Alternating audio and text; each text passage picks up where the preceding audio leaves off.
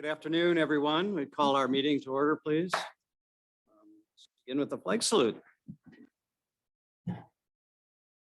Ready? Begin. I pledge allegiance.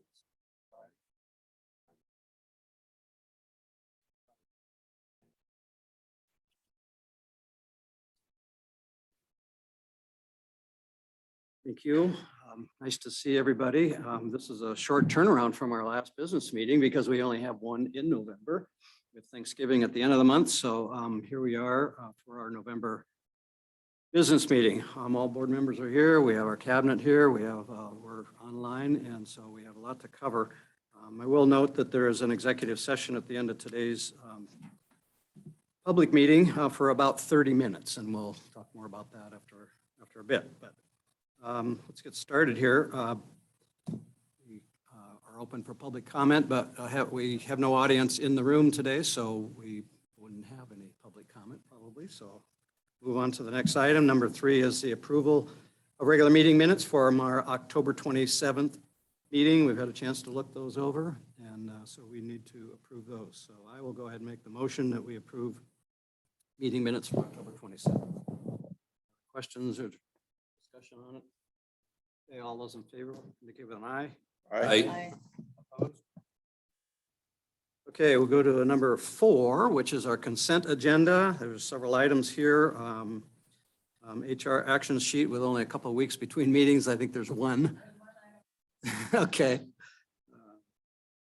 And then payroll goods and services, again, kind of an abbreviated report. Okay. All right, good. And then there's a little more involved here. We have some policy updates. These are not new policies, but updates. And so 4060, distribution of materials. Any comments on that one from cabinet?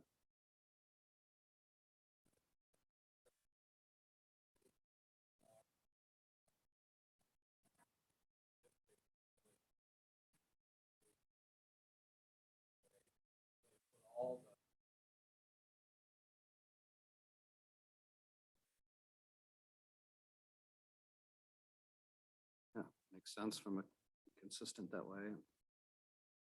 Okay, questions by anybody on that one? Okay, and then 4210. Yep, that'd be great.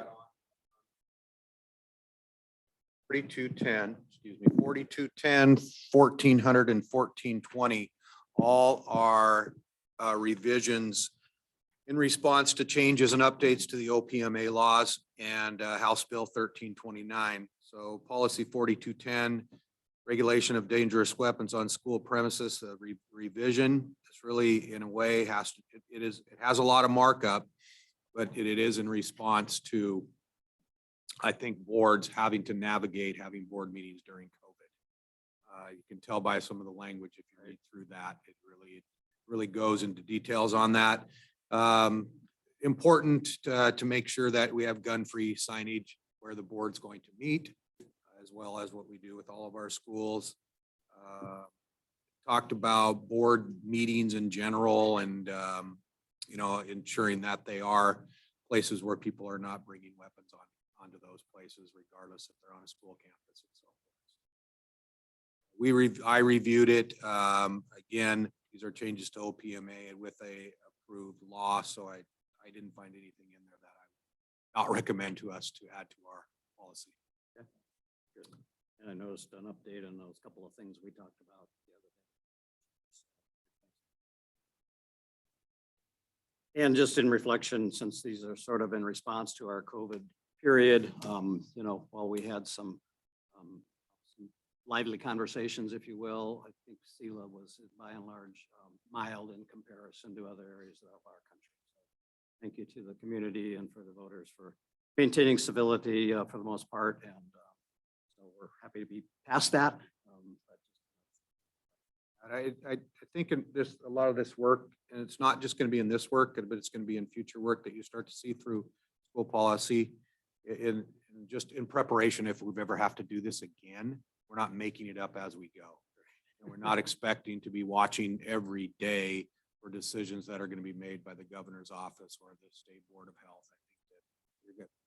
The hope is that it gives us some foundation to deal with crises of this magnitude in a much better way than we did before. That's not just for school districts. I think that's for all entities. Yeah, there was a little day-to-day changes going on there for a while, wasn't there? Yeah. Okay, good. Those are our policy updates. And then the last thing on our consent agenda, thank you, by the way, is the overnight travel request. It's another honors band event. We're just delighted to see those kinds of things happening. So that's our consent agenda. Any questions or comments by anybody? All right, we need a motion then to approve that. I'll move we approve the consent agenda.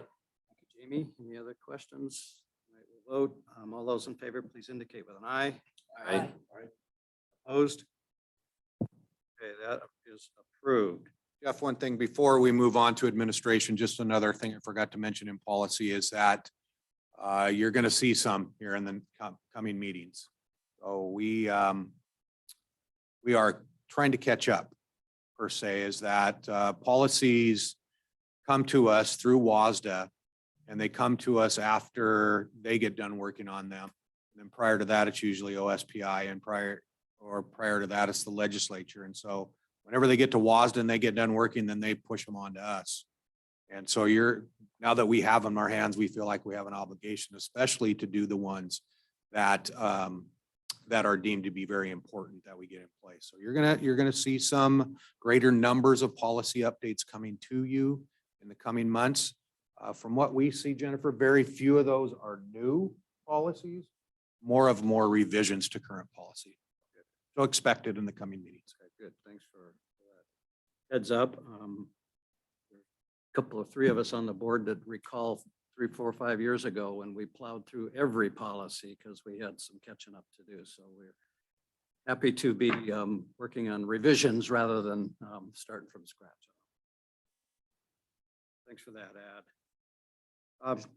Good, let's move on to number 5 then, which is our administration section. And first up, Mr. Reno is our Director of Facilities, Frank Reno, with 2 reports, and I'll let you decide how to approach and share those with us. One, energy and quality and energy upgrade report, and then an annual report from a facility standpoint. Yeah, I'll just take them in Welcome. sequence. We'll do the energy upgrade first. In 2022, a decision was made to contract with the Washington Department of Energy Services in McKinstry to move forward with a recommended energy upgrade for HVAC systems in the district, in district school buildings. These upgrades were identified in an investment grade audit by McKinstry in 2021 April.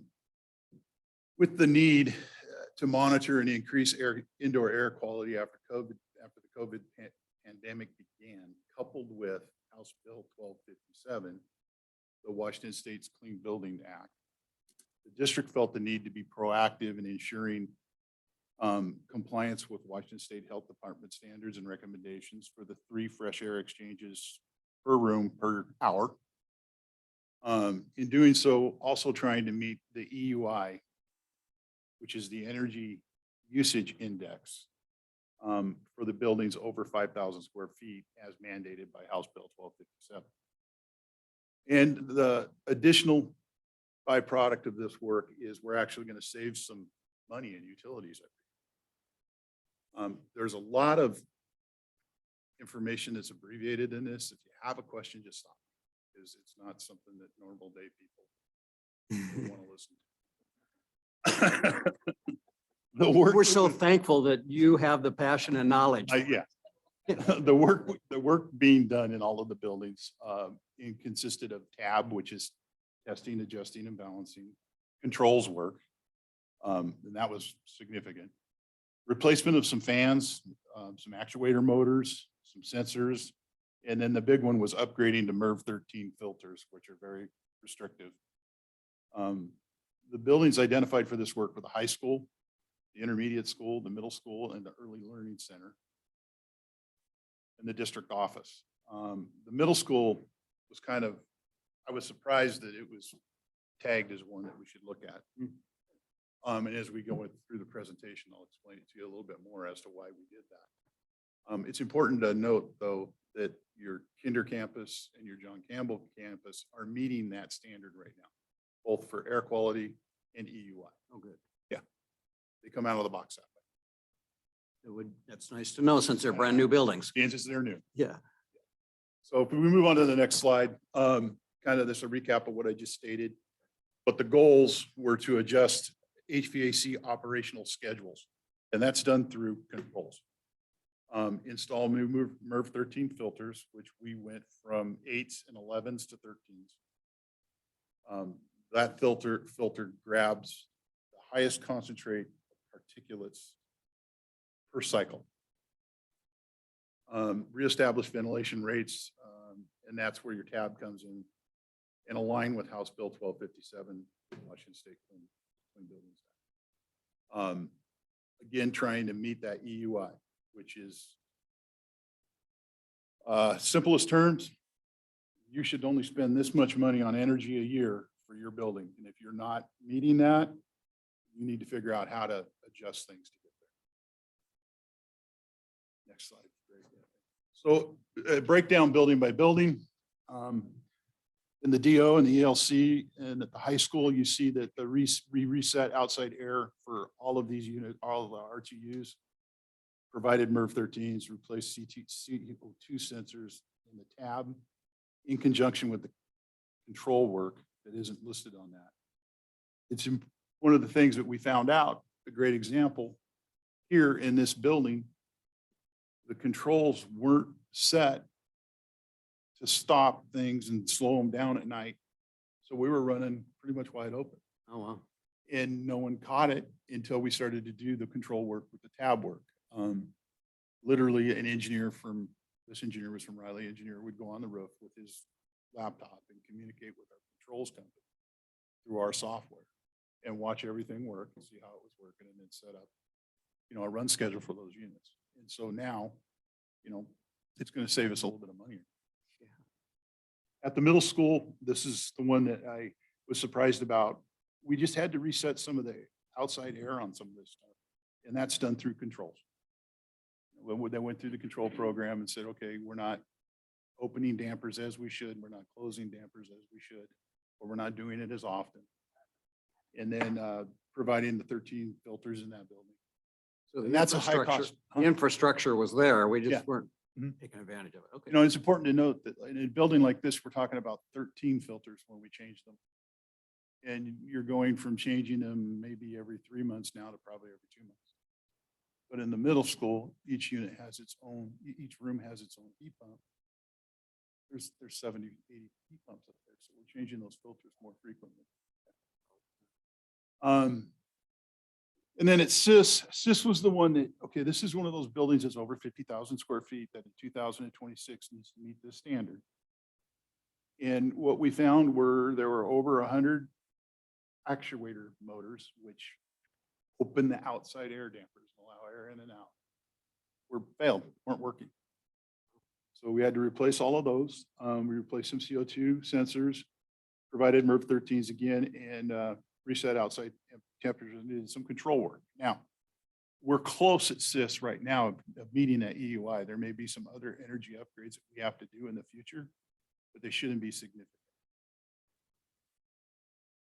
And then if you go to the next one, you can see here, this is kind of a breakdown of what projected energy savings the industry thinks we're going to see over the course of a year. It doesn't seem like a real significant amount when I look at it, but I understand that a lot of this stuff is going to be captured over time. So, it's a little over $16,000 a year, and most of that comes with natural gas usage. And again, these on the roof here are all natural gas. So by having better control, better tab done on it, you're saving some money. And then again, it's important to note as we look at the total cost in the next slide. Project total was $364,000 and breaks it down: facility improvement, construction costs, and then services and taxes, and it's pretty self-explanatory, but what's most important to note is that this project was completely covered through ESSER funds. And I feel pretty confident moving forward that on a lot of our sites, we're gaining ground on that EUI, and we're ahead of the game rather than reacting to it in 2000. High school, to be perfectly honest with you, I don't know that we'd ever get there. Short of maybe putting a solar farm on the roof and some radical things like that, because we can produce energy and get money back, goes towards our EUI.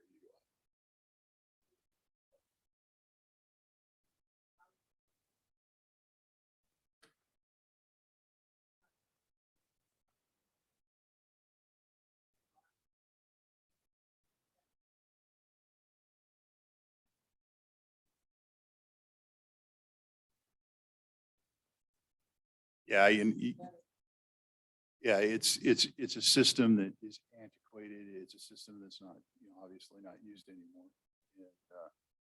And it's just, it's seen better days.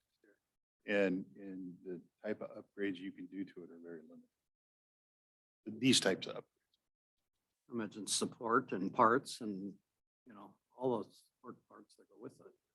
But overall, through the process, I spent a lot of time on it. I was pretty pleased with the condition of our mechanical systems district-wide. So, and I heard that from several of the contractors on site. They were pretty impressed that things looked as good as they did. So that's good to hear. Can I ask a quick question? You talked about energy use at the high school. Is the air quality improved at the high school? Yeah, we were able to do some work to improve that and get those air exchanges we need.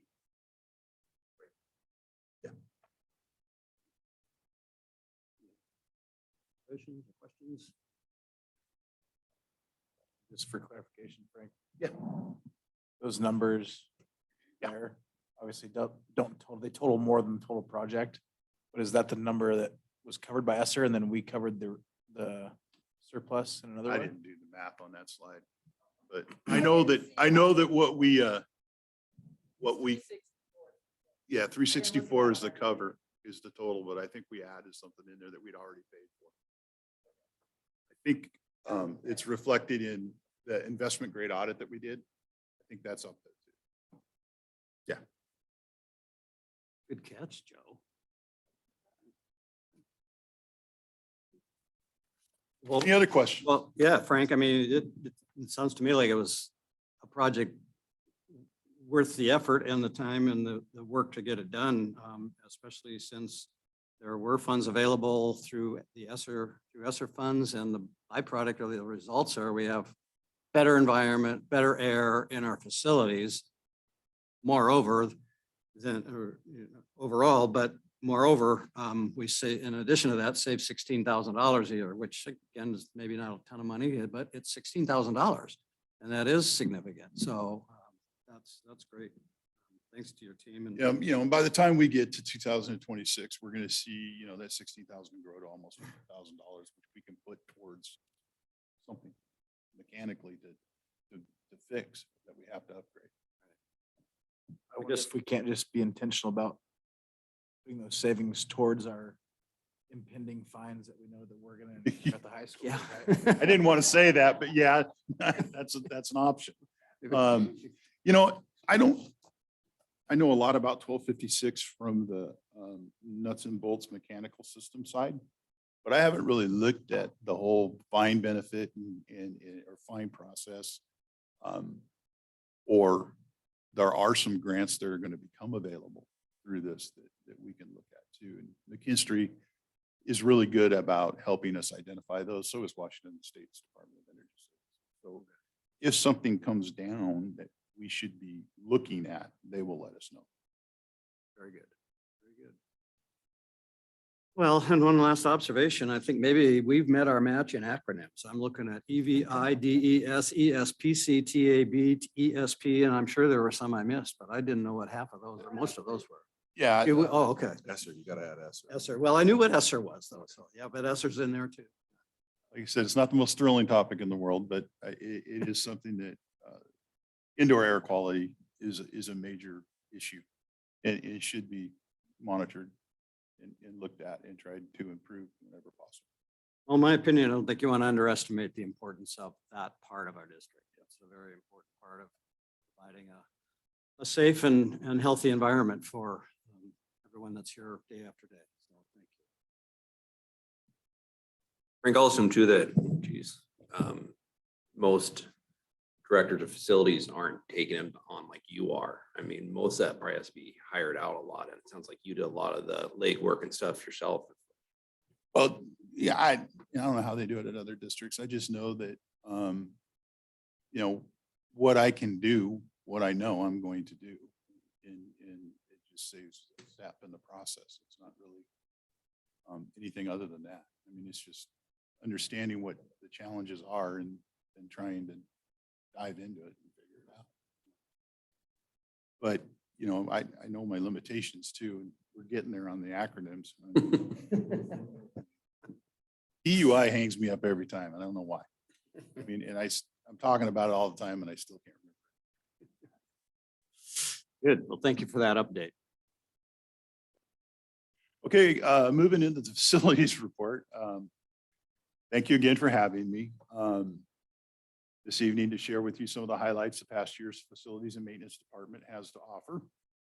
I find it incredible that we're 2 months away from the warranty period at John Campbell expiring. Oh, my. It expires 1st of January. It's been a year already. That is amazing. Equally amazing is the fact that we just broke ground on the new transportation center. And we're looking at the ELC project concluding, hopefully with some doors here shortly. And then we'll enter a 1-year warranty period on that. And it's just amazing to me how time goes. And I look at it, sometimes I sit back and I literally look at it, warranty periods, because it's been that way for the last 5 years. So, it's been great to work with Shervinell Construction and NAC on these projects. They're very professional, very diligent in the way they go about things. I can't thank them enough for their help getting through the warranty process. It can be and is convoluted at times, but they're very proactive on responding to the warranty requests that I submit. There's been in the department, there's been some changes this year. The first time since I've been here, it's been pretty cool. The Patrick Thornton, our district HVAC technician, retired. He worked for us for 30 years. He was replaced by a young man by the name of Tyler Koski. Tyler comes to us from Yakima Mechanical. He has a ton of HVAC boiler and chiller experience. He got his experience from ground up at Yakima Mechanical, which is great. He's fit in so well. It's just an amazing process to watch it. He's a younger man. I think he's 28, 30 years old, but it's just amazing to see how well he fits in with the rest of the guys. And I've talked about it in previous years, how collaborative that group of men are. And he got that right away. And he's already immediately started to put in, input and help plan and implement projects. Some of those projects that these guys worked on this year are construction of a middle school greenhouse, conversion of the high school wrestling room into 2 classrooms, relocation of the nutrition offices, exterior lighting at the high school. And it's not like just Adrian goes and does it, electrician. They all help. And they're just so collaborative. It's just really impressive to see somebody new come in and buy into that process. The grounds crew, they're busy this year, keeping up on irrigation mainline breaks. Maybe some of you saw the lakes that we had periodically from one campus to the other. We had 9 total mainline irrigation breaks, 7 of them at the middle school and 2 up at SIS. One of the ones at SIS necessitated replacing 300-foot of pipe from where the pump station is all the way up that hill. And the guys they jump in and they do a great job. Rick Rainville, Dave Royce, Jeff Fortner, and Joe Bixler were instrumental in all of that work. I can't remember, but maybe one time we had more than one day down. Most of the time, they're able to isolate, bypass, keep us running, which is great. The grounds crew also added 2 zones to the middle school football field because I don't like brown grass. It bothers me. And the middle school football field always seemed to dry out. The hills at the high school are another story. I can't do anything about those. Can't keep water on it. But it would dry out on that edge. And it really bothered me. So one time I'm sitting over there just looking at the sprinklers run, which, that's how you figure stuff out sometimes. And I got to thinking, and I called Dave, and he came over and I said, well, I'm thinking about adding a line there and an adding line there. And he said, got it, we'll do it. Jumped on it, they added it, and it really improved that surface. We were able to close that down for about 6 months and rehabilitate the entire surface. We broke it down, we overseeded it, we did everything we do to it, but we did it 3 times. So that surface really improved, which is great because it's a performance surface. It needs to be as good as it can be. The other significant change in the department this year was the addition of Chris Harris, our custodial lead. Chris replaced Butch Thompson, who was here for over 30 years. The high school misses Chris dearly, but I am very grateful to have him. He's done an amazing job. He brings an energy to this department that is just contagious. He can organize mass classroom moves. He can assist custodial with their needs. He can help the maintenance guys with projects around the shop area. Operate a snowplow, which is really huge. And more importantly, help me prepare for things like tonight. The PowerPoint, which wasn't huge, but I said, Chris, this is what I need. Take this, this, and this, and put it together because I'm not that good at that stuff. And, I've yet to find something he's not willing to do. And I've yet to find something he can't do. And it's just great. He fits in super with the guys. But I think the biggest attribute is his presence. And I think Chris and Kevin would agree. He's out there. Everybody knows he's there. And he's in the buildings. He's checking on our custodians. He's seeing what they need. He's helping them if they need help. He's just a great support department. Just another step. It just really improved things. So, department-wise, we're about as healthy as I think we've ever been. I'm always grateful for the continued support of the school board, Kevin, Chris, and all the help and support that you give me over the course of the year in so many ways. I'm proud to be here. I'm proud to work for the Selah School District. Career-wise, probably the best thing I've ever done in the 33 years I've done something, I can't say enough about that. I'm just honored to be supported by such an amazing group of guys, whether they're maintenance guys, custodial guys, or grounds guys. They deserve a lot of the credit for the direction this department has gone. And when it comes to supporting the students, staff, and the community of the Selah School District, I can't say enough about how proud I am of their development and their improvement. I'm gonna keep it there for now tonight. I think that's good. Well, good mark of a good team that is effective and enjoys what they do always has a good leader.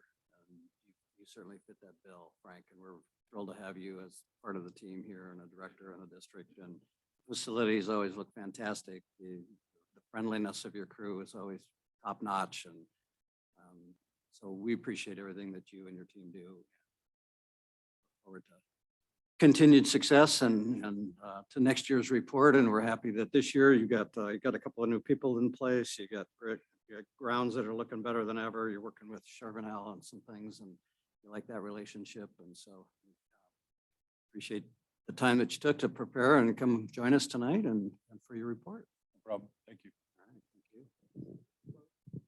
Closing, just a couple comments. Obviously, you know how I feel about Frank and his leadership with his team, and he's just done a great job. I really appreciate the level of skill that he has, but also the guys. They saved the district thousands of dollars doing many projects in-house. We don't contract out very often. It's really nice. The other thing that I really appreciate about Frank and his team is they have the heart. They take pride in what they do every day. Just as one example, Joe Bixler came up to me the other day and he said, you know, I noticed this one woman that's out picking up garbage on our campuses all the time. Do you think there's some way that we can recognize her? And I said, I would love that. Can you please get her name? And she refused to give her name. She went and tried to get her name and her information. I do this because I enjoy this. I mean, it's just, it's a great She team. won't tell you. We've actually gone. Summertime.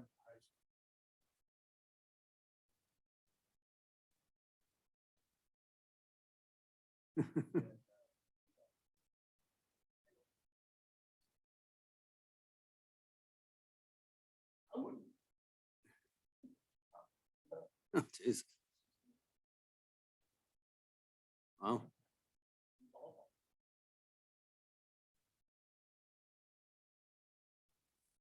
Thank you, Frank. Appreciate it. And you're welcome to head back to back home. Oh, come Still on. Making the commute? Still making the commute? Wait a minute. A little longer than 4. Minimum 4.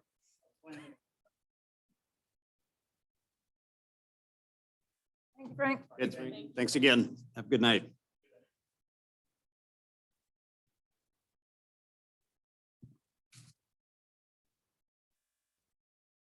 Mr. Reno is a good man. Yes, he is. To see him come in.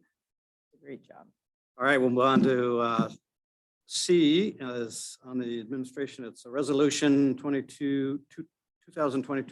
It's a certification of 2023 excess property taxes. So Yes, as you know, every year in November, we come to the board and recommend that you adopt the actual amounts for excess property taxes to be collected from our taxpayers.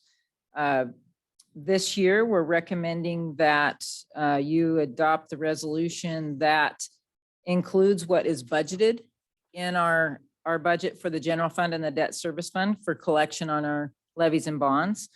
Those amounts, and looking at our preliminary assessed values for 2023, the actual collection rate is just under $1.50 for the levies and $1.72 for the bonds, which is significantly less than it was before and authorized by the voters. So just in comparison, last year we collected at $1.50 in the levy and $1.90 in the bond. With the assessed value increases, we're down to $322 total in comparison to $340 last year. So we are recommending that you authorize this resolution to collect the amount that was budgeted and authorized by the voters. it sounds like collectively and cumulatively year over year, it's less than it was a year ago. And yet still stays within the voter approved budget and dollar amounts. Correct. Correct. And we do have years like in 2021 where we recommend that the school board consider certifying for less amount than what the voters approved, because we go out and we sell bonds and levies with projected tax rates and we don't have a crystal ball. We don't know what that actual tax rate's going to be. So when the actual assessed value comes in, and if the rate looks like it's going to be higher than what we promised our voters, then we want to recommend to the board to certify for less and collect a lower amount than what they approved, so that we can stand by and they can trust what we're going out and trying to pass and levy for each time. And this maintains our qualifications for receiving levy equalization. Yes, it does. Yep. Don't want to jeopardize No, we don't. availability from the state. All right, questions, comments? I'll move we pass resolution 2022-29. Thanks, Jamie. Any other questions by anybody? All right, all those in favor, please indicate with an eye. Aye. Opposed? All right, the next one up is cancellation of old warrants. Another annual resolution for the board's consideration under RCW 3956.040, we're required to bring before the board a list of warrants that we're recommending to be canceled. They have not been cashed. And the law that's referenced requires us to come before the board to ask that those be canceled. It's always interesting to me to see that list and to see, some of them, there's some, significant dollar amounts there. I mean, not thousands of dollars, but a couple of them with hundreds of dollars. Yes. Yeah, we can't hold it open forever. All right, we need a motion to approve that resolution. I move that we approve let me see the number here, resolution 2022-30. Thank you, Dan. Any other questions? Okay, all those in favor indicate with an eye. Aye. Opposed? Good, thank you. Next up would be our student board representatives, but our student reps aren't with us this evening. My understanding is that two of them are at Swim State and the other two are probably at what is it? Pretty hard to be at a board meeting in Selah if you're in Ohio. Yeah. Yeah. Well, we wish all four of them best of luck in their events, and we'll look forward to seeing them at the next meeting. So moving number 7, which is our Director of Student Learning. So Alicia, we'll turn it over to you. Good evening. It's nice to see you guys. It's been a couple meetings since I've been here. So there's a few things I'd just like to share that we've been doing district-wide. So as I mentioned a few meetings ago, we have our district leadership team, which we like to call the DLT, right? We got our acronyms. And we initially met in September. We met again in October. It's a variety of staff from all the buildings, classified and certificated, as well as administrators. And this last time when we met, we focused on just what is our multi-tiered systems of support across our buildings. So our tier, what we call tier 1, tier 2, and tier 3, what do those look like at the different levels? And we allowed all staff to hear that because a lot of times our staff only knows what's going on in their building. They don't know what's going on in the other buildings. We also had a session, we had them broken out in different stations that they could go to. But one of the sessions we did was called design thinking. And we just asked them if there was no parameters, what should interventions look like? How should we support our students, whether they need extensions because they already understand or they need some additional support? And it was interesting because it was hard for some people to grapple with, I can just throw ideas out, right? But then once they got done, they're like, we really like that idea. So it's something we're going to try to embed in other meetings that we have, just where people can think, just randomly think on things and what great ideas we might be able to come out of that. So that was exciting to have happen. That happened in October. And then we also had our first CECL meeting, which is our Selah Equity Centered Instructional Leadership team. We had our first cohort of 3 that met in October. Chris and Kevin were there and able to attend. We have staff from each building that are attending, both classified and certificated. And we also, this year, cabinet and district level directors are attending. So we had some of our classified directors attend as well. We would love to see you guys attend as well. So if 2 of you would like to attend we have a January 12th session that's coming up, and then we have an April 19th.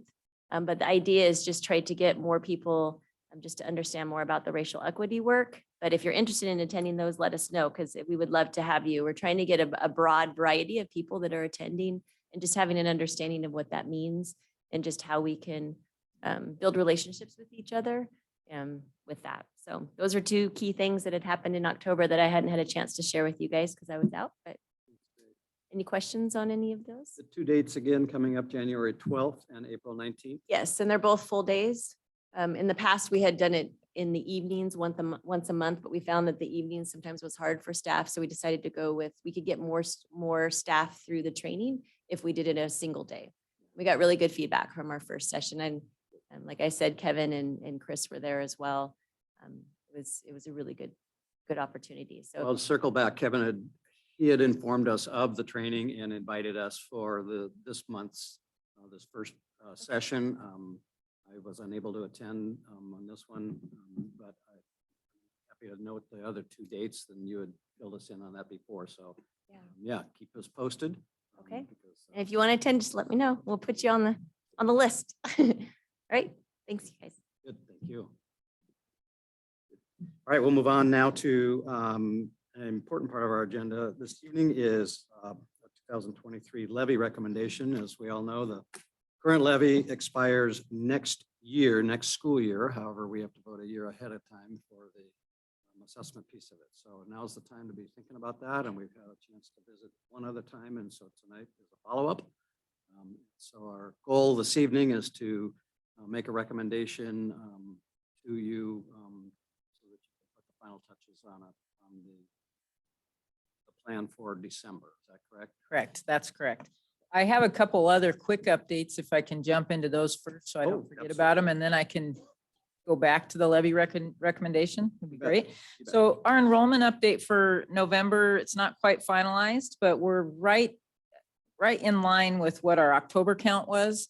So we're looking at plus or minus 6 FTE from our October count. We're just trying to finalize those numbers, but I wanted to make sure and reference that to you or with you tonight. So that gives you an idea, which would produce around 92 to 94 FTE over projection.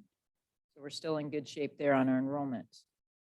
Also on the update on our transportation cooperative, we're exciting that, you know, we've broken ground on that. I don't know if you saw our publication that went out for our staff on that Heidi puts out. She does such a nice job on this. I just copied the first page for you because it is highlighting the transportation cooperative project. We are meeting weekly with the construction folks, our contractor and our construction management, Kevin and Frank, myself, and Joe. We meet every week to talk about progress. And so we're really excited about this project continuing with a basically final move in between August, probably end of August into September, that the facility will be completed. So we're excited about that. If you drive by on First Street there, you'll see that the parking lot's pretty torn up right now. They've already put the new sewer line in, and I think today was the day they were gonna run a camera and make sure everything's good, and the city was gonna sign off on it. So anyway, there's some renditions of the actual facility on this update, so you can get an idea of what we're looking at for a new facility. So we're excited. Any questions? All right. Thanks for, sorry, I had to turn my mic on.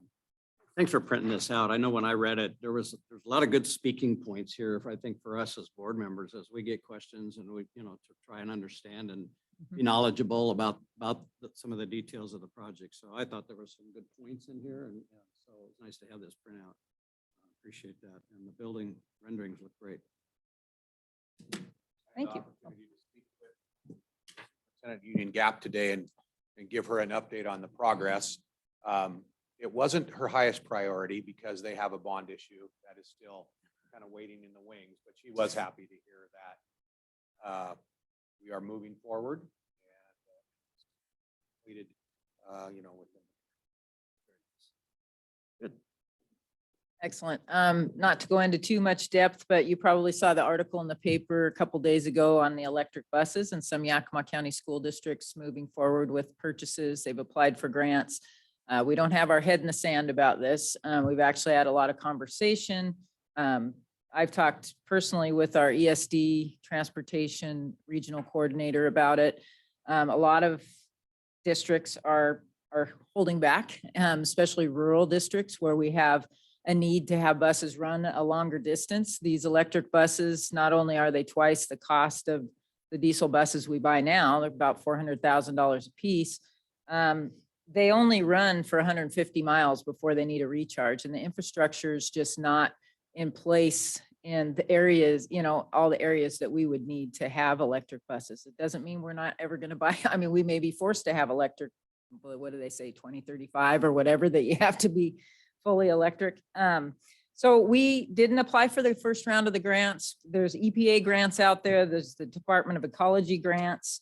As just an FYI, we did, as I mentioned, $400,000 per bus on the electric buses. We just ordered two Thomas diesel buses, 34 passengers. So they're like a mid-sized bus, which is going to be great for us on our routes. They're about 180,000 a piece. So we have two of those. And at the end of last year, well, 6 months prior, these were ordered in February.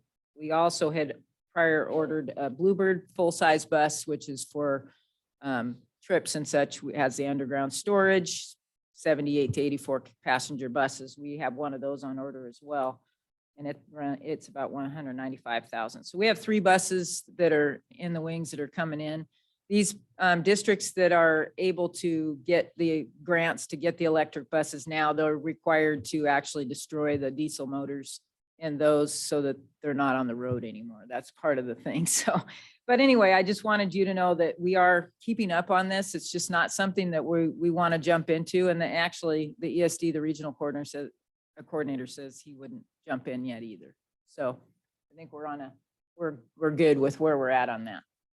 Thanks for that update. That is, Yeah. something that we all kind of think about these days. It's in the news a lot in Mhm. a lot of areas. And Yep. I don't know how you feel about it, but sometimes it's best to kind of let the kinks get worked out of some of this technology and some of these newer things. And it'll be more And some of these grants include the cost to put the infrastructure in on their site, but that doesn't mean you have infrastructure 150 miles away to charge your bus. So that's okay. So if there's no other questions there, I'll move on to the next quick item on my list is just the preliminary results for the levies that just recently went out before we dive into the levy conversation. So 7 out of 7 levies passed across the state, which is nice to see that support after in COVID times, the levies were failing. So 7 out of 7 passed. We have capital levies, 3 passed and 6 are failing. Of course, these aren't certified numbers yet, so they could change. And then bond authorizations, 2 passed, 3 failed, and transportation levies, 1 passed. And that was the only one that was out, so it passed. So the main reason I wanted to bring this up is just that 7 levies were on the ballot and 7 passed, or are passing at this point. Chris, capital levy, what's that? So a capital levy is an opportunity. It's just, there's 3 kinds of levies you can run. You can run a tech levy or a cap levy or the regular levy. And cap levies are, if, let's say we have a smaller project we want to do, let's just say it's the tech center that we've talked about that we've received donations on. We can go out to the community. It's a 50% like simple majority, just like the regular levies. And the repayment on it is a 6-year requirement. So it's not like a regular bond where you have a 20 to 30-year term, depending on how you structure it. It's a shorter term debt. So smaller projects typically, like one of our East Valley.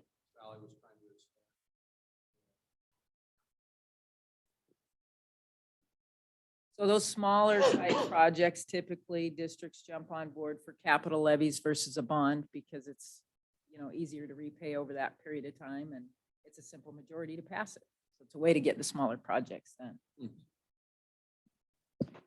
Okay, I wanted to give you an update on that.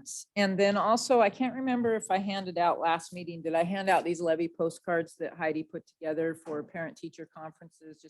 And these are in the buildings now.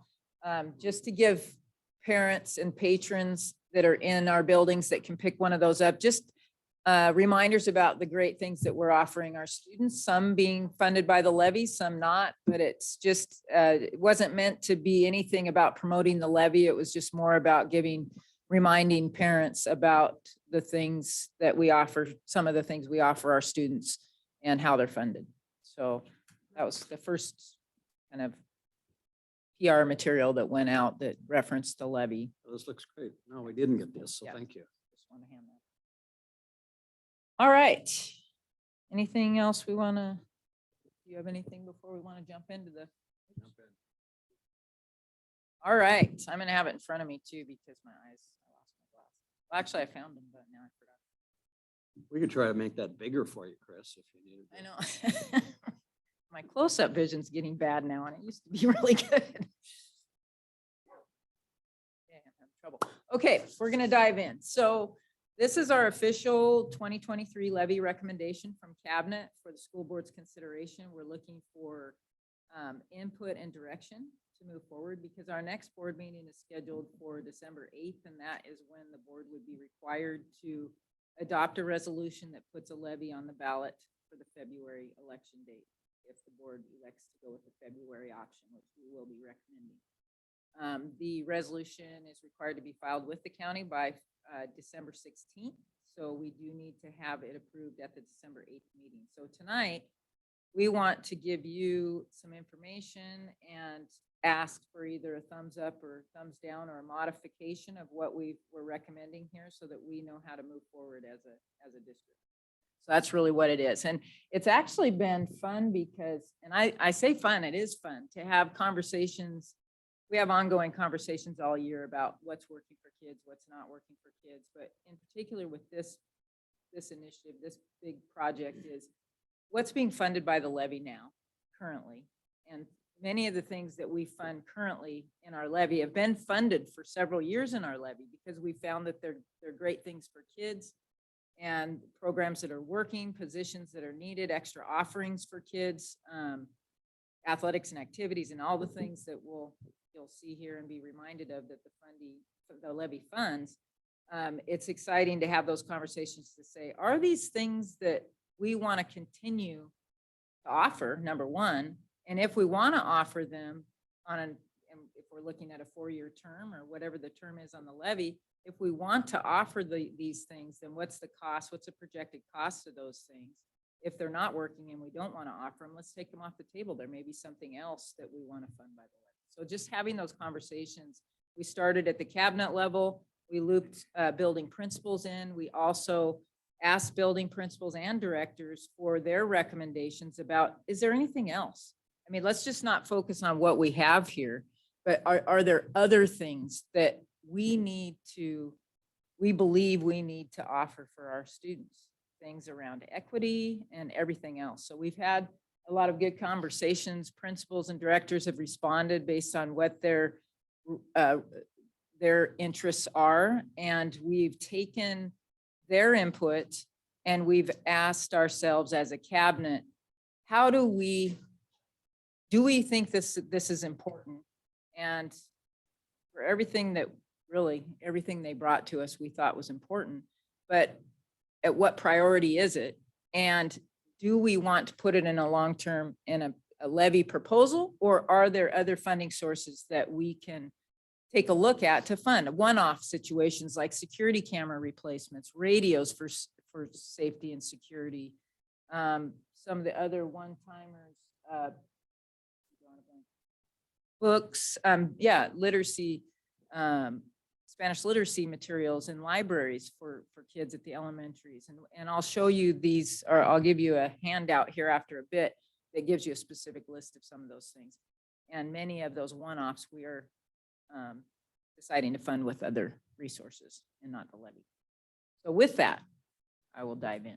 Anything to add before we go? Okay. So as a reminder, some of these slides are the same based on what we presented at the October business meeting.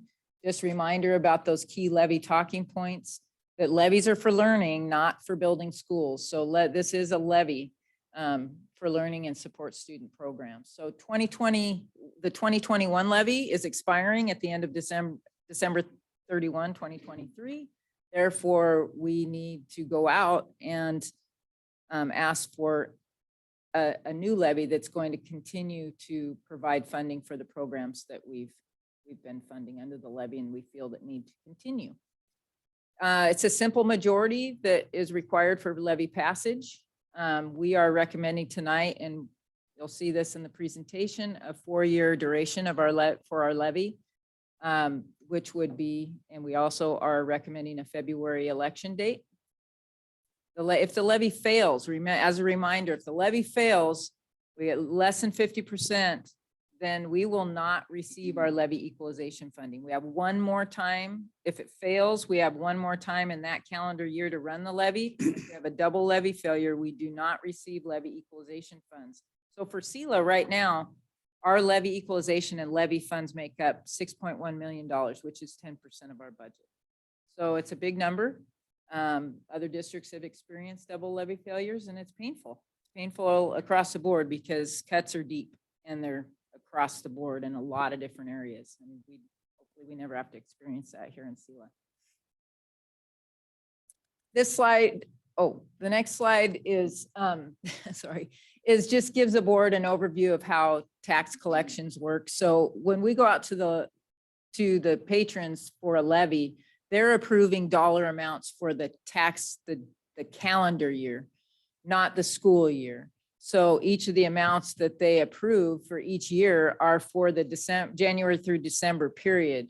And so the school year for levy collections, it crosses years. So that's where it's the dollar amounts that are approved by the patrons on the ballot are for the calendar year collection, not for the school year funding.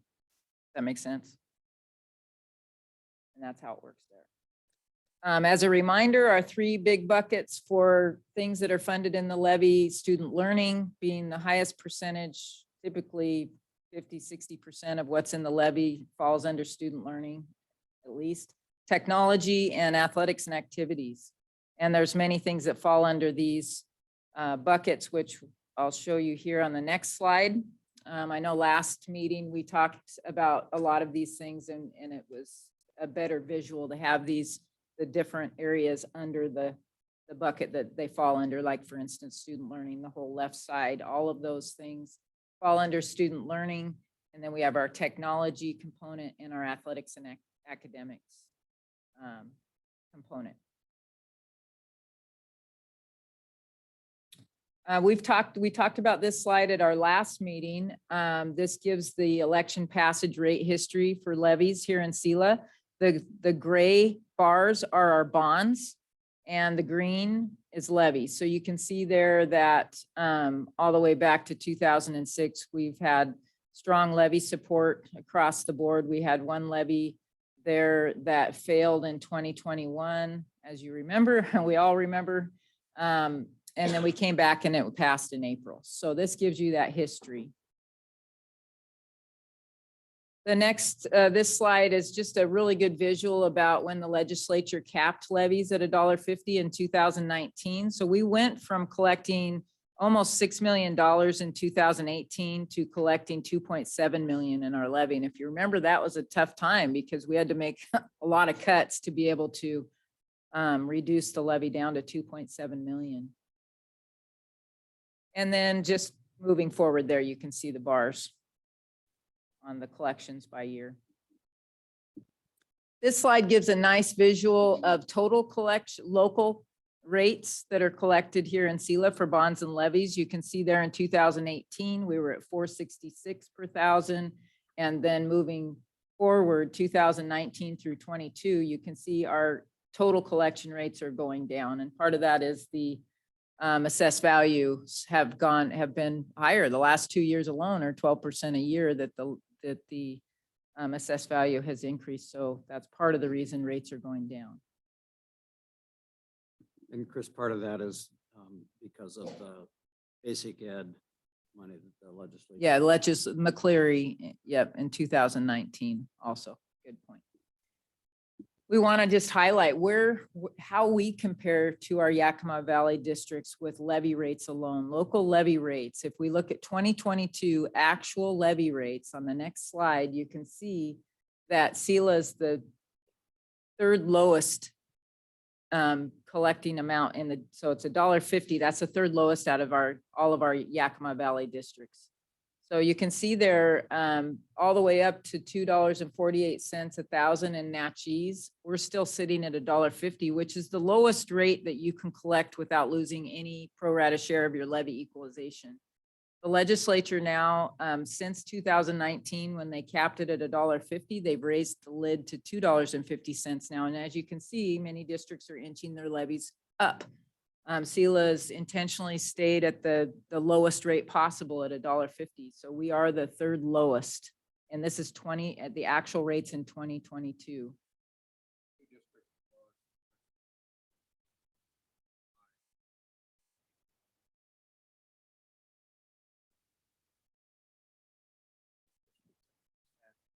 dollars from the state go to them. So nobody else receives that amount of money, and that has to do with property value. West Valley School District, and the other one is Mount Adams, who finds itself on inability to tax the property on the resident. Okay, and then this slide gives you, the next slide gives you where we fall, where Selah School District falls in relation to Yakima Valley districts on total local tax rates. So bonds and levies and capital project levies. You can see there, the capital projects levies are in orange. The bonds are in gray and the levies are in blue.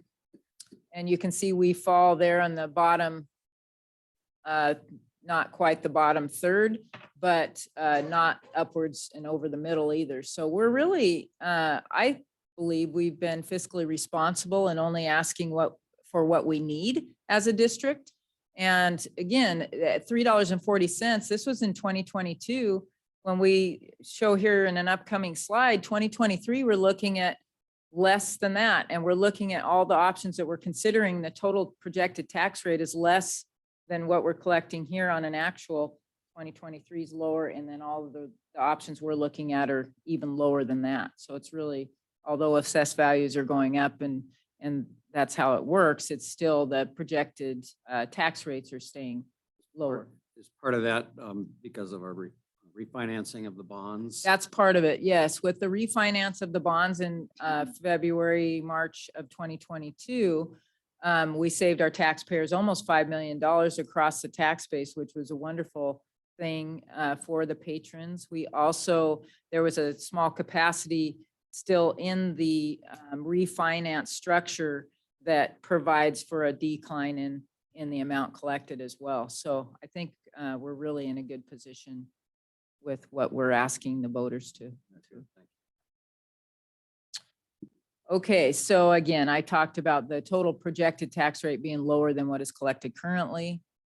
And we'll be looking at the next slide. This gives you a really good visual of the 5 options that we talked about. Well, we actually talked about 4 options at the October meeting. We put together option E with a stepped up approach, just as another way to another thing to consider. And you can see here that on the far left, there's the 4 years identified, but in that next column, the actual 2022 rates are listed there for bonds and levies, and also the amount that was collected in the levy, and then the preliminary 2023. So right now we just have a preliminary assessed value amount from Yakima and Kittitas counties. So we have property in Kittitas County. So as you know, so we have the preliminary assessed values. So that is, those are the preliminary rates with using that assessed value. So collecting, actually, we're going to be collecting just slightly under $1.50 and the bond at $1.72. So we collected at $3.40 in 2022, and now we're projected to collect at $3.22 in total in 2023. So the rate per thousand is going down. And part of that too is the new construction that's out there, and that provides the tax to be spread further across the tax base when you get new taxpayers coming in with new property. Well, I think it's important to note that taxpayers are, they're paying an accumulative amount to support the school district, which we're eternally grateful for. But it is split between the levy and the bond. And as you explained, levies are for learning and bonds are for buildings. And so I'll just go out on a limb and say that at this point, our facilities are fabulous and the support of the community is somewhat appreciated, but we're at a point now where, we're kind of done with bonds for a while. We've got beautiful buildings and facilities and not to say that, something might come up, but at this point, we've got functional buildings that are safe and relatively new and certainly in good working order. So, the bonds are there and in place, but don't anticipate anything major there in the near future. Is that a Correct. fair statement? Definitely fair statement, and big thank you to our community for the support that we've received. And you drive up and down First Street now and you look at that beautiful John Campbell Elementary building there, and just sitting off the road, it's just aesthetically beautiful. So we we've had great community support on our bonds and levies, and we do have nice facilities because of it. So what is going around now is a document that we've been working from. It's a working document that Cabinet's been using to look at what are those forecasted costs of the things that are currently being funded by the levy. And then on the second page, what are those new proposals that are coming to us from building principals and directors? And as you will notice, just as a aside here, on the totals on page 2 for the 4 years are populated right before the option analysis at the bottom of page 1, where it says new proposals, see tab 2 for details. So those totals are rolled into this. So when we walk through this spreadsheet, you'll notice that you can look at page 2 for the detail of the new proposals, and we can go over those if you'd like. But page 1 gives you the total projected levy expenditures by year highlighted in blue towards the bottom. And that includes the new proposals. And right above that, the subtotal line, which starts with 22-23 at 6.4 million. Do you see that here at the bottom of the page? That's the total of everything that we're currently funding by the levy, and then what those projected costs are moving forward over the 4 years. Now, just you might say, well, what do you use as an inflationary factor year to year for those line items? For the people costs, anything associated with people costs, salary and benefits, we use 3% inflator from year to year. And that's pretty conservative because of, depending on how labor contracts fall. We used 5% on subscriptions. Subscriptions have seemed to be increasing at a little bit higher rate than the 3%. So we used a 5% on that. And we also used a 5% inflator on student activities and athletics. One of the reasons is with House Bill 1660 and some of the waivers, or a lot of the waivers that happen with fees that are being asked for different sports and such, we need to build in some capacity there to be able to backfill some of the loss in revenue for those things. I mean, for instance, ASB cards is a huge, used to be a huge revenue producer to be funneled back into help fund sporting budgets and such. And now, a lot of the ASB fees are waived, rightfully so. We have families of poverty that are eligible for waivers. And so we need, as a district, to be creative in how we backfill those lost revenue. So that's why we use the 5% in the student activities and athletics, and also just the cost of travel with the diesel cost increases and such. We're not sure where that's going to land. So you can see there that in the top section, those are the current things we fund. And just to quickly highlight, the top section is a certificated staff. Currently, we fund 7 teachers over the basic education formula so that we can dual language. It's 5 of those 7. For our dual language program, we fund 5 teachers out of the 7. The other 2 are at the secondary level to provide additional offerings for kids.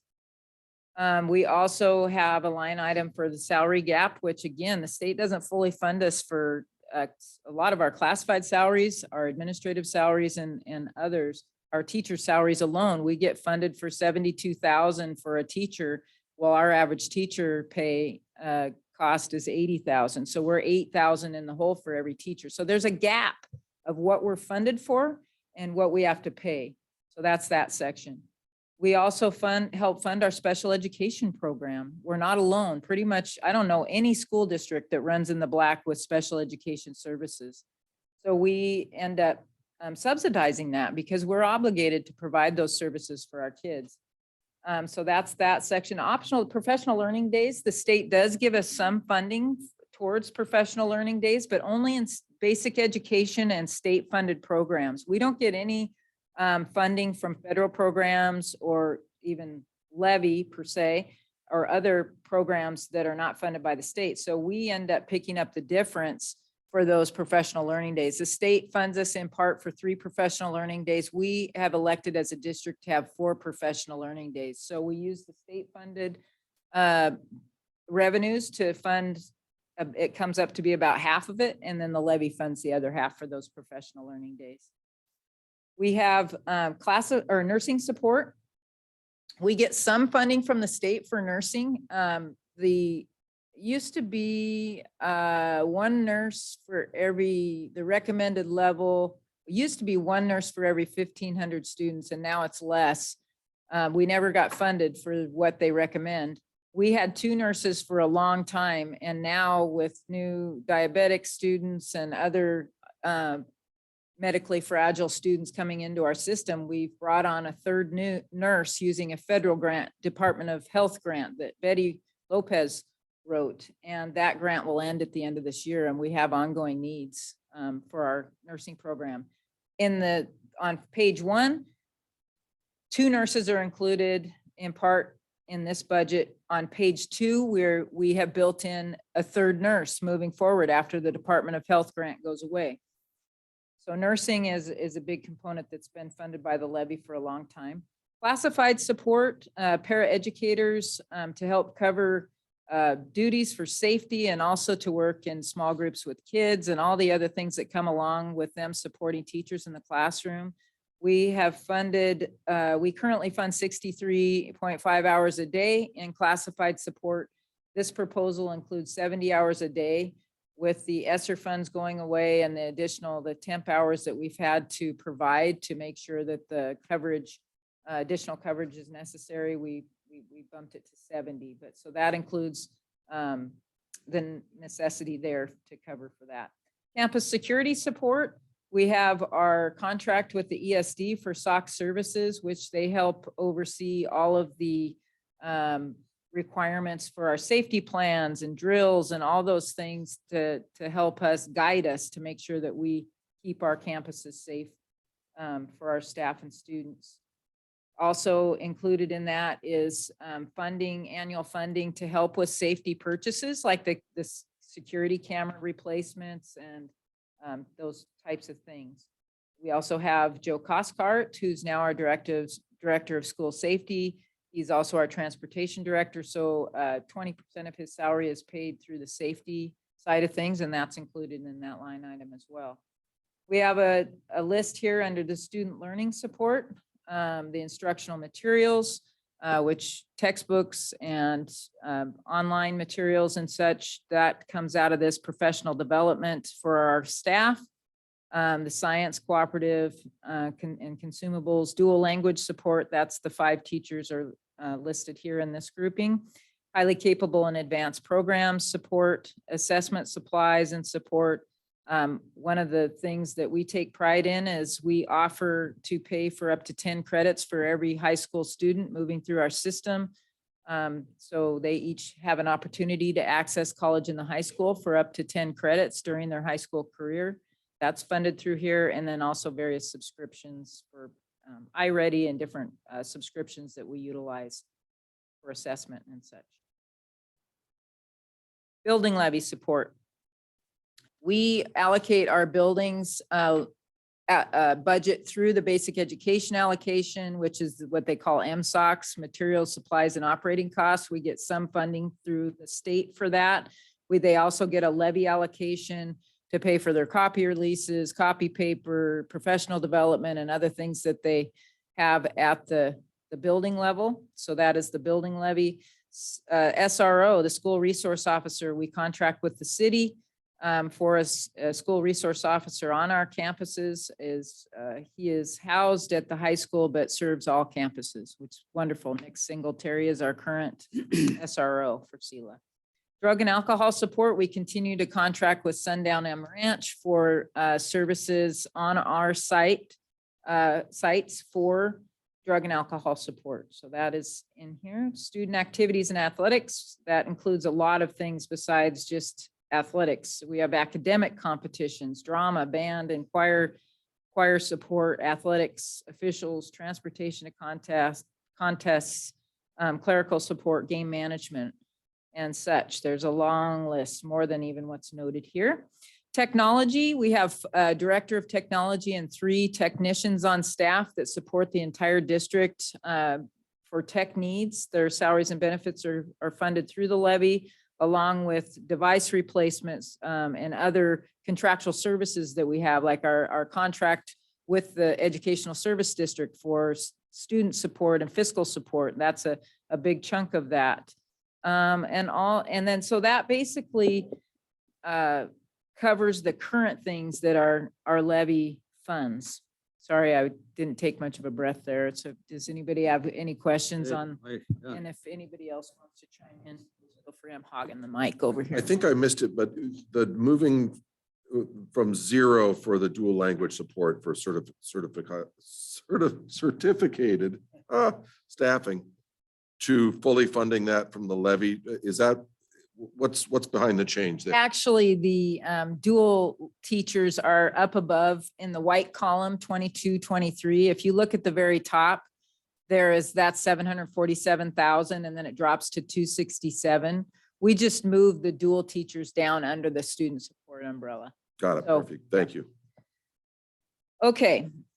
Page 2 gives you the new Before you go there, are there any other, we'll pause for a moment and see if there's anybody else. any other questions? Questions? Glad to see it this way.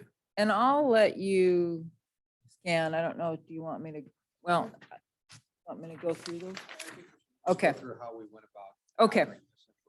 Yeah, definitely. So we asked the principals and directors for all the, not just principals, all the building administrators and directors for input about what they thought they would like to propose to be funded by the levy. And we gathered that information. This and is over and above current. over and above current.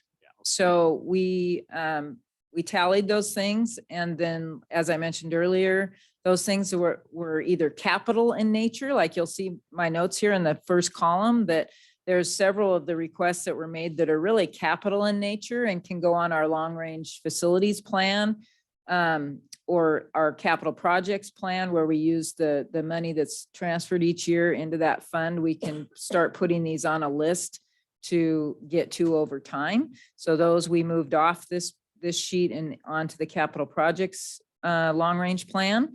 We also have identified in yellow there certain other funding sources, like you can see there that I have CTE budget under one of the capital in nature projects that has been recommended. And also down below, I say levy security dollars. So like the security camera replacement and radios and such went from another funding source. But otherwise, you can see here the ones that we've identified in the proposed plan. Those are included in the totals on page 1, which we'll go through the bottom of the page on page 1 here in a moment. Really important that we rolled the high school band instrument replacement and repair bucket back into the levy. We used to fund that when we had the drop in 2019. We pulled it out of the levy with a lot of other cuts. Our band instrument inventory at both the middle school and high school is old, and most of the time our band directors are asking students to just go to Ted Brown Music and rent an instrument there. We're working on implementing a program where students that are eligible through the poverty application process, that those instrument rental costs are waived for those students and that they can use one of our instruments. So we're investing a pretty good amount of money, 60,000 at the high school and 25,000 at the middle school this current school year, with some stabilization money that we received to get that inventory beefed up a little bit. And so we won't need to send students over to Ted Brown as much. We'll be able to rent or let them use our instruments if they qualify. So we're rolling the instrument repair portion in here, and then on a 3-year basis, we'll Nonetheless, our inventory then needs maintenance and repair. Definitely. Definitely. That 5 is. Yes, and so instrument repair there for the high school, and then down below for the middle school up in that top section. Also, a request came through from the high school for the honor. You saw the field trip or out of, well, I think it's over in Tacoma for the field trip request for the honors band. So there's a proposal included in that for the travel costs and registration for students that qualify for that. Also, in the second section, it was long overdue that we fund club advisor stipends at the high school. They're the clubs that they're establishing is a wonderful experience for kids. This is going to allow them to have up to 20 clubs a year where they'll have, based on the number of students in each club, the advisor will receive either a $500 stipend, $1,500, or $1,000 or $1,500, depending on the number of students. And it's a stipend that's just paid equally throughout the year, divided by 12, paid the stipend. So then that includes all the work that they're doing for that club. So Currently, there has not been a stipend. There hasn't been a advisors. no. So we're one of the few districts that doesn't offer that for our teachers that are become advisors for those clubs.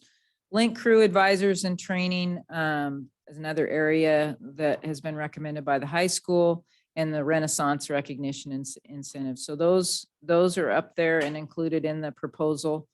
We also have in the Early Learning Center, currently we have a complex needs grant that's been funded for the last 3 years and is going away after this year.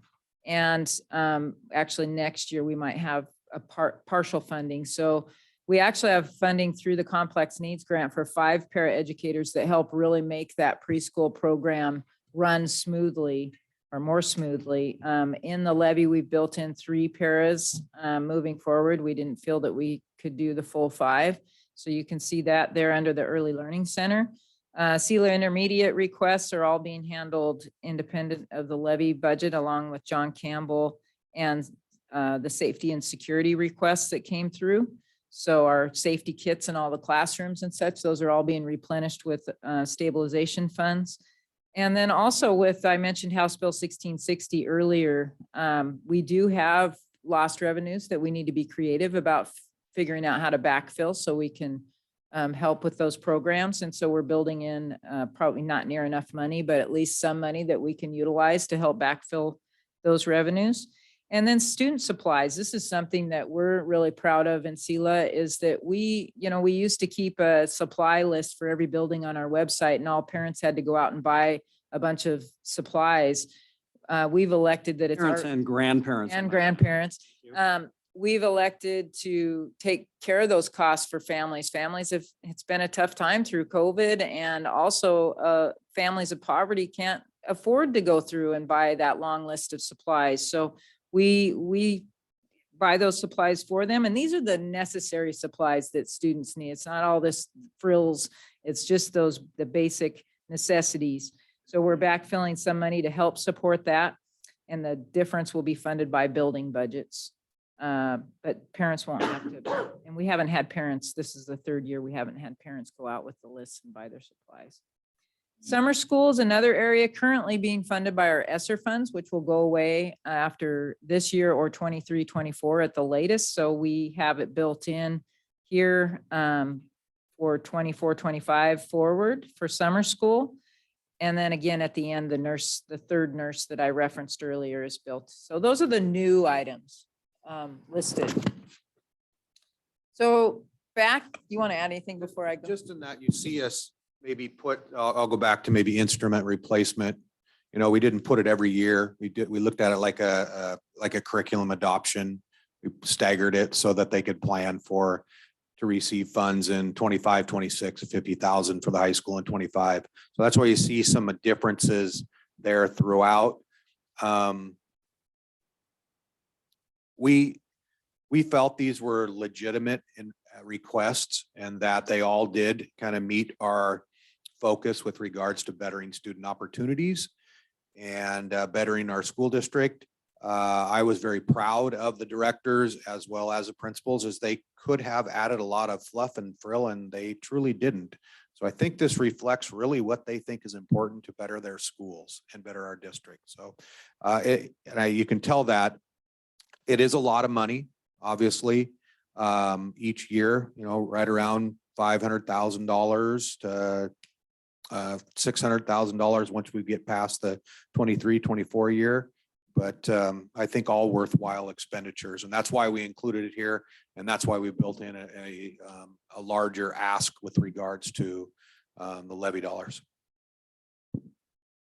Okay, with that said, Jamie, do you have a You've question? done this before for us. This is such a good resource to help make our decision and quantifying where we're at and why we need.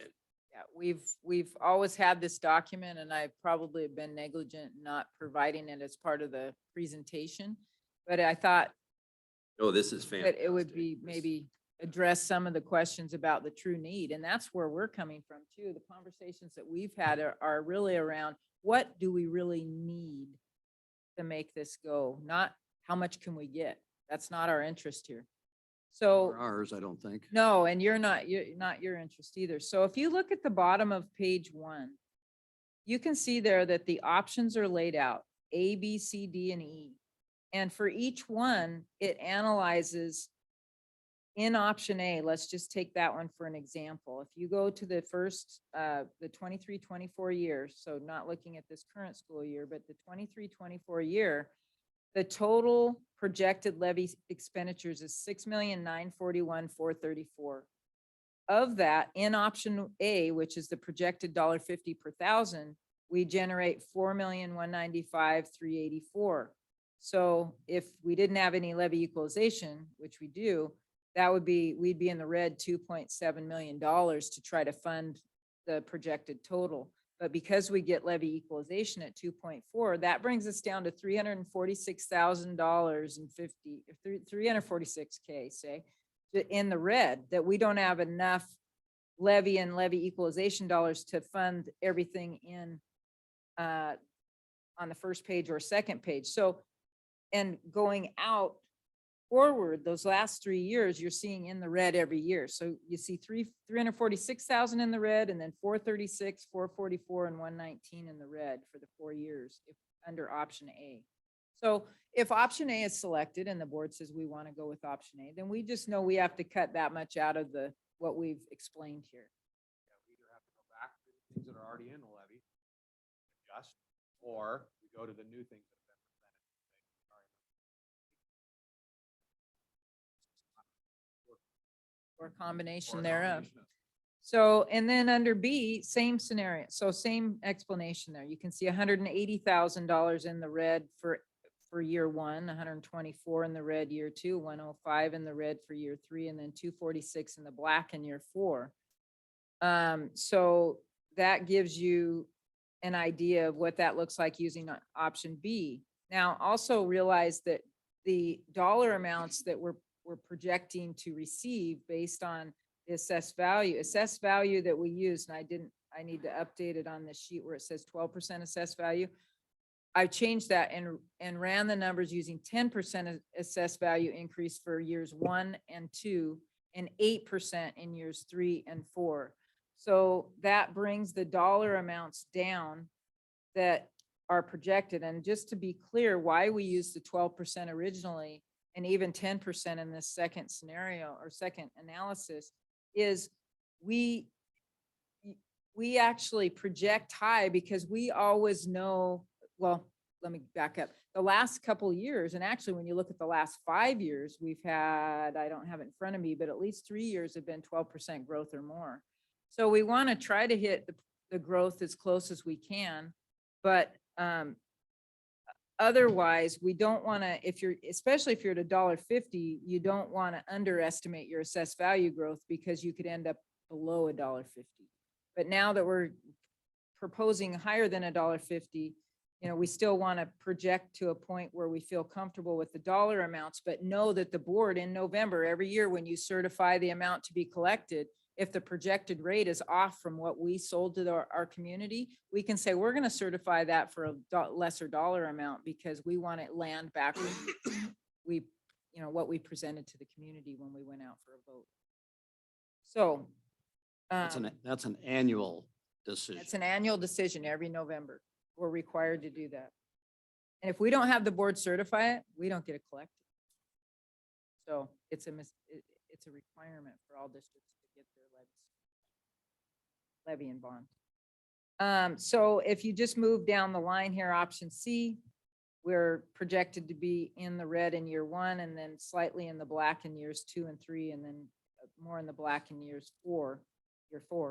And What does it mean to be in the black? in the black, meaning we still have dollars, if we do come through with that assessed value, we still have dollars available to in excess of what these needs show, but the other thing we need to remember is we use 3% growth in our employee salaries and benefits. If we end up at 5% actual growth, then we'll have to have dollars to fill that gap, right? So that gives you a little bit of cushion. With a 4-year levy, you want to have a little bit of cushion because 4 years is a while, you know? And we want to make sure that we're able to pivot with legislative changes and such. Absolutely. I think it's just smart practice to have a little shoulder there. You don't, Yes, you don't definitely. want to drive to the edge of the roadway. You want to have a little cushion. Any questions on how those options lay out in the dollar amounts?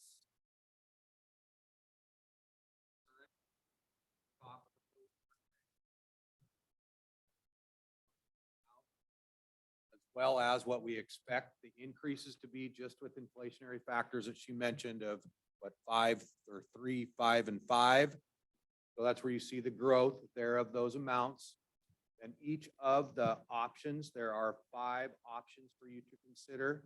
And then on the back page, the second page, again, those are new additions that we feel would be appropriate to come from the levy. And only those items with a dollar amount in the column are the ones that would fall in the levy. The other ones that are kept funds and so forth. Correct. Yeah, we believe there's other resources that the district has available to them, to pay for those. And some of them simply just don't fit within the levy. Did I hear you correctly in the calculations from year 1 through 4 that you changed the 12% to 10 and 8? Yes, 10 in the first year, 10 in the second year, 8 in the third year, 8 in the fourth year. So it's 12. I just need to update on this sheet. Sure. We went away from the 12% just to bring those dollar amounts down. So we went with 10, 10, 8, and 8. And it is presented that way on the slide. So the dollars are reflective of this new rate. Correct. It's just the 12% in parentheses that didn't get changed. Okay. Exactly. If you look up on the screen, the presentation was updated to show at the bottom there amounts calculated using 10, 10, 8. So, any other questions before we move forward with just a summary of what the cabinet's recommendation is on those? So you've given us a list, sorry to keep asking No, it's good. questions, but you've given us a list of the things that you feel are, will help make our district a better district and are necessary for education here. And you said earlier that we were looking at things, are they still, what's on the list that we're funding now that maybe has outserved its life or not have its purpose anymore? Are there some of those items that are going away or did you decide and look at it and go, you know what, everything here is valid, which would be an answer, but I mean, yeah, there's some things that we were able to take off. We did not have any categories that we eliminated. We went line by line and had discussion about all of these areas, and really over the last 4 years and starting in 2019, we dialed this in to things that we cut a lot out of the levy when we got capped at $1.50 per thousand by the legislature, and we went from 5.6 million down to 2.7. And these key categories that we continue to have in the levy are the ones that we have felt that are the most important things to continue in the levy, funding in the levy. And so we don't have anything that we could take off. Some years we've had to cut within the category line, so we may still have the classified support, but maybe we can only fund a lower amount because we need to cut back our, those things. But each category has remained in here. It must have been a little bit refreshing to scrub that list and go, you know what, these are still valid. So Definitely. renews the commitment and the energy behind and the reasons why we have them on the list to begin with.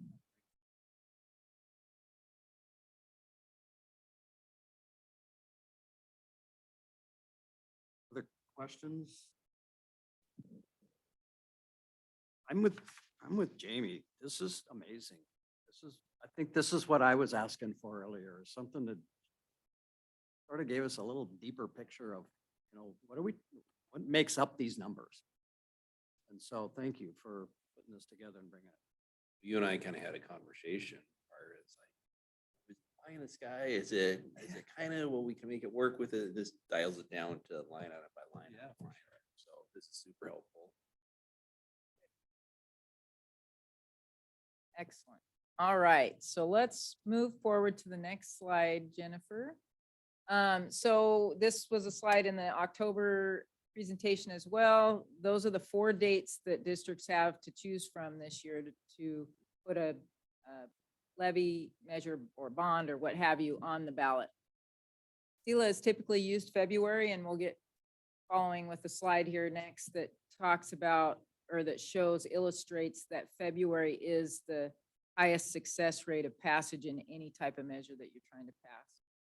It's a good time. The other, for us, it's just important to go out in February, because if in fact you end up failing your levy in February, you have April to go back to the voters with either a less proposal that looks different or modified to try to pass in April. Because if you start in April and you have to go back in August if you fail, that makes it very difficult. We need to build 2 major budget scenarios for the district in that case. And because the budget is required to be submitted to OSPI by August 31st, so you just don't have enough time with the August date. So that gives you an idea about the options for levy election dates. And this, Do we know if the, doesn't look like the Law and Justice Center bond is, do we know if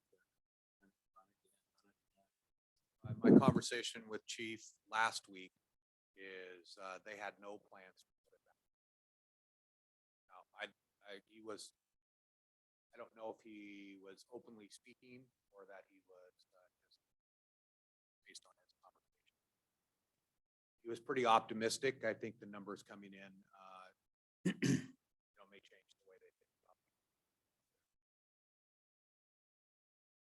Well, I maybe speak just for myself, but 3 days after this midterm, February is going to come fast, and I don't really want to vote again right away. But I know that the important part is that we have to consider the right thing to do here.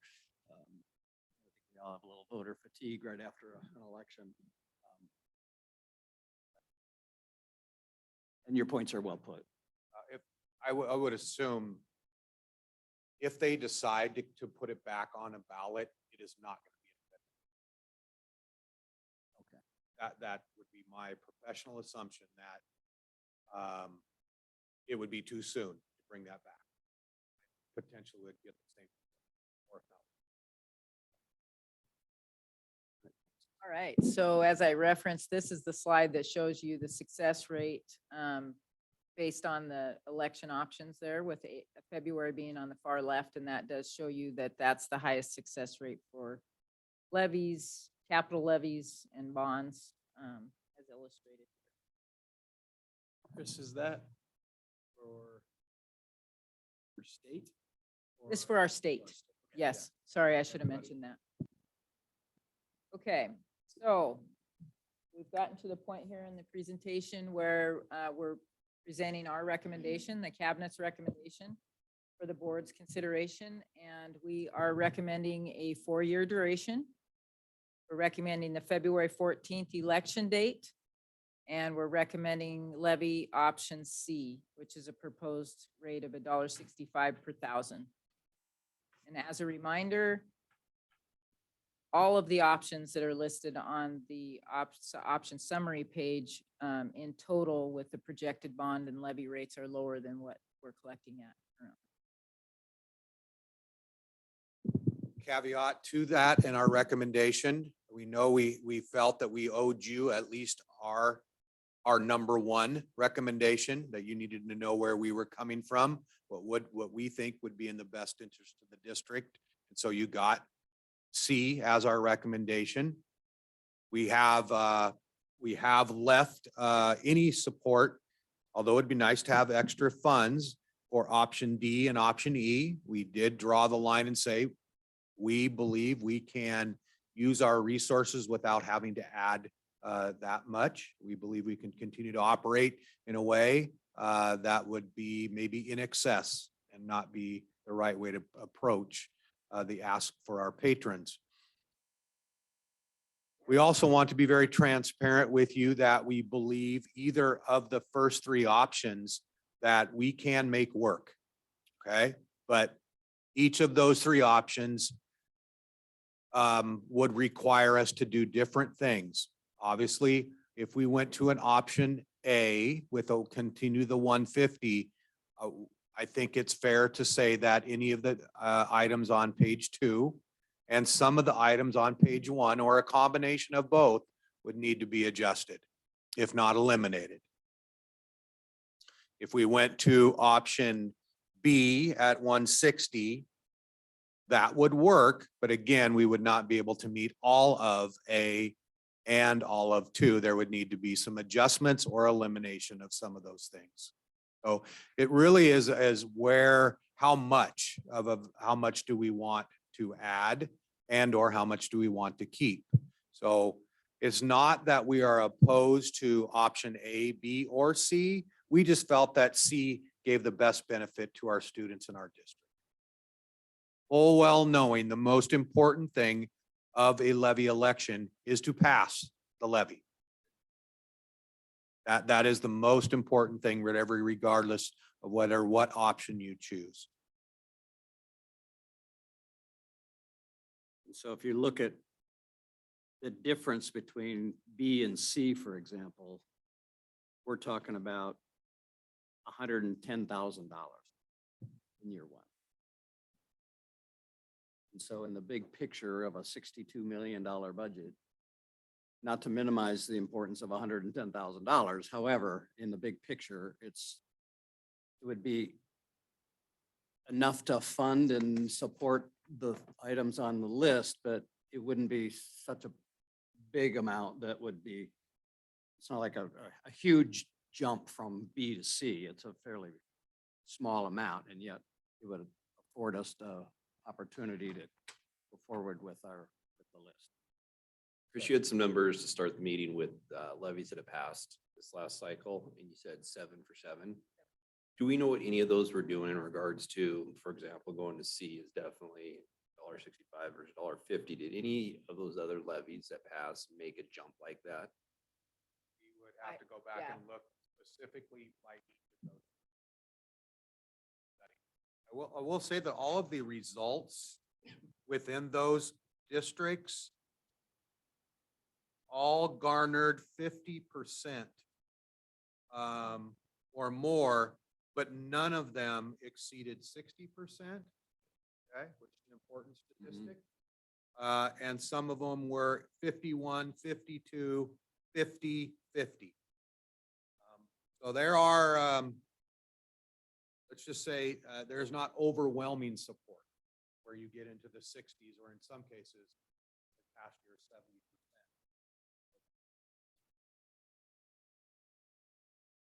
But yeah, 7 for 7 have, as are, we're passing as of, was that today from DA Davidson? Do you know what their ask was in comparison to their previous expiring levy? I'll just share with you. So that it's an interesting group of school districts. You have the Grand Coulee Dam School District, Inchelium School District, McNary School District out in Grays Harbor, South Side School District in Mason County, Oroville and Okanagan County, and Okanagan in Okanagan, or Tonasket in Okanagan County. And then the largest of the school districts that went out was the Monroe School District in Snohomish. Which I'm happy for Monroe because I think they are responding from a double levy failure in the previous 2 years. So this is for them, this is probably a big celebration. Or not yet, but Potentially, yeah. so no, I'm not sure that those school districts, other than maybe Monroe, would be good to compare to us. One of the key points though, Jeff, to remember is the slide that we showed you all about how we compare with our levy rate in comparison to even just the Yakima Valley districts, because we're the third lowest. We're, there, all the rest of them, besides two, are upwards to almost to the cap, 248 at the top with Natchez. So I think we, And that's a wonderful position to be in, and I congratulate the district, and we celebrate that as a real positive, and the community appreciates that as well. And it's nice to be in the position to be able to say that. If we were to go with a $1.65 projected rate, then that would bump us up in that graph. A couple of notches. so our amount One in less. total, it wouldn't change us in total. For the levy, it would move us up to the middle of the pack if we were at 165 to the middle. But on the total rate, you're right, Alicia. It doesn't change our position. That's, So we would, this we would one's a go total. down to just below the Highlands. Correct. 315 or 305? 305. 305. Yeah, so we'd be dropping a couple.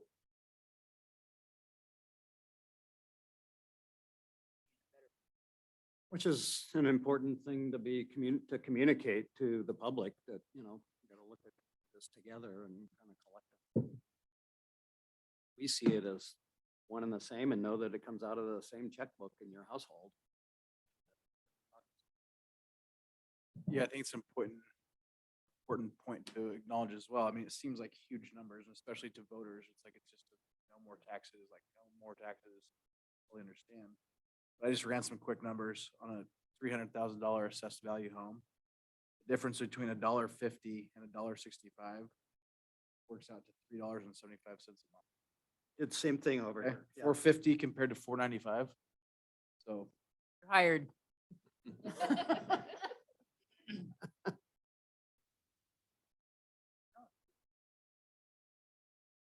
Well, I think the other thing to just,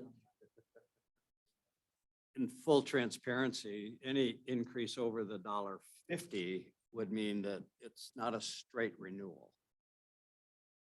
Correct. It's renewing a levy, but at a different rate. Yeah. We need to be cognizant of that when we're putting together our materials for the community. But because of the list of items that you outlined for us from departments in the district and principals, along with the current levy funded areas, and the fact that ESSER funds are going to go away and other support funds are going to go away, and the fact that we're in the highest inflationary period we've been in many, many years, that costs are going up. It's going to cost more for everything, to buy uniforms, to pay for officials, to drive a bus, whatever. So there's an inflationary factor there. So staying the same doesn't seem smart to maintain the integrity and the caliber of education and the educational experience that Selah residents expect from us.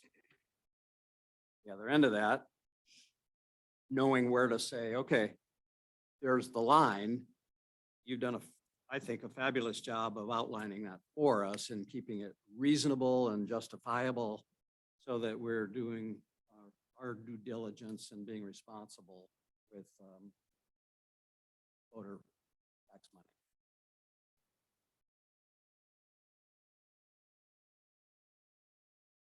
And I would just finish by saying thank you for adjusting your calculations there from the 12%. It seems like, I mean, we don't know. Nobody knows what's going to happen, I suppose, but it just seems like we're probably not going to get such a growth area in our property values. I just don't know that. And the board every I'm an year has the retired cap opportunity. and gown guy. I don't know. Yeah. And you always have the opportunity every year in November to certify for less, so. So you have our recommendations in front of you. That was the next step, and the intended purpose of tonight's meeting was to provide that to you. Chris, what comes next? So we are asking the board for your, not official action, but just maybe each one of you or collectively let us know what you think about, maybe individually, it'd be great to let us know what you think about our recommendation, or if you would like us to consider something different. We do that here in the public meeting right now. Okay. You want to start? Yeah, I'm good with the recommendation. It's a good place to start. And I'll jump in and say that I was initially leaning towards option D, so I appreciated that you explained why C was the choice. I'm fully on board with that.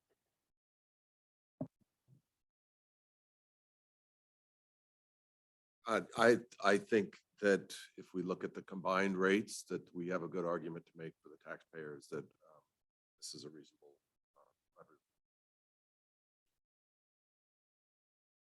I feel the same way as Sarah. I was leaning towards option D as well and crunching those numbers. We don't want to be asking too much, obviously. We want the levy to pass, and I think that overages and years throughout the rest that's quite a surplus to be running. I don't think we need to have that large of a surplus, so C makes a lot of sense for me. I was leaning towards A or B prior to the meeting, but this completely got me to where I needed to be comfortable with C. And Joe, what was yours? Yours said you were leaning towards B or C?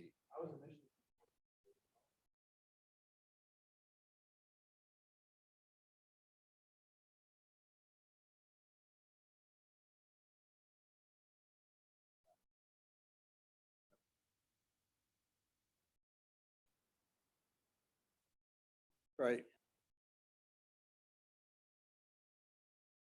Well, I'm in line with everything that was said here, and I mean, we had conversations earlier today, and I was backpedaling a little bit, and so because I was confused and I wasn't sure, but I think it was a sincere desire to want to represent the community the best way I possibly could, and it just didn't quite add up. But this made a big difference for me, and sounds like for everybody else too. So given what you've presented here tonight, option C seems like it's a middle package, if you will. It's not out of line, it's not too much, but it maintains, it allows us to grow and add, it takes care of the ESSER funds and some of those others that are going away. So I would get behind option C as well. Nobody's mentioned it, but we've traditionally been a 2-year rotation. Given your expertise and knowledge, both of you in the educational arena and following the legislature like you do, if you're comfortable with what might come down the pike, then I'm also behind the 4-year plan, and I also think February is absolutely. Yeah, I guess I didn't chime in with that either. February and 4 years is good too. Excellent. All right. I think that we really appreciate the input. I'm happy that this helps explain things with the actual detail that we use in our discussions. So thank you. We'll move forward with putting together a levy resolution to go before the board on December 8th for approval. And we appreciate it. Thank you. Once we get to the point, Chris, where there's some information about the levy on the website, can we have some kind of version of this that's Mhm. maybe a hyperlink that Yep. people can see specifically that we are not just picking a number and figuring it out, that the numbers are justified? And we're thinking about other ways to show that too, without all that, we'll show numbers in certain ways, but we also want to have easy to see, visuals, charts that would be, without numbers that tell the story, that some people aren't real good with all the numbers. They're like, oh my gosh, but they might be able to understand it better with different types of charts. So we'll be working on that as well. Perfect. Good job. Thanks, Chris. Thank you. Yeah, thank you very much for your last minute work and additional information. I know I threw you a little curveball today, so appreciate you rallying. All good. All good. All right, we'll move on to our superintendent report. Mr. McKay. I don't have a report tonight. That was really the big highlight of the meeting, was the work we just did for the last hour. So I don't What a wonderful thing. Good. Well, you've been working on the levy part of it. for- Good. Okay, we'll move into any board communications by anybody that would like to share. I would just like to mention, I had a really enjoyable visit with Principal Scribner and Assistant Principal Ortiz at John Campbell. I got to walk through the campus right when they opened with Shane, right, as part of my onboarding. It was really cool to be there in the school day and see the kids interacting, and a couple passionate administrators there. So just wanted to thank them publicly for an awesome visit.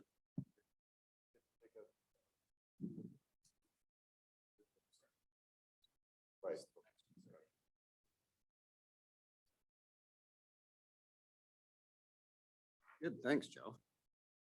Others?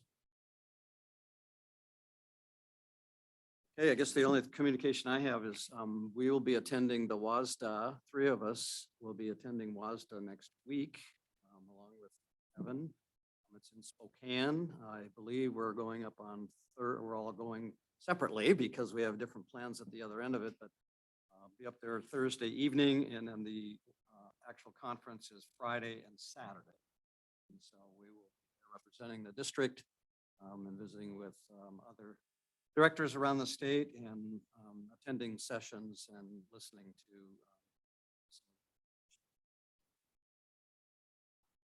Looking forward to that, and that's next week. All right, anybody else? Okay. Good. That brings us to the conclusion of our published agenda. Now we're going to move into an executive session. So we'll adjourn the public portion of our meeting and move to executive session for approximately 30 minutes with a 5-minute bathroom break.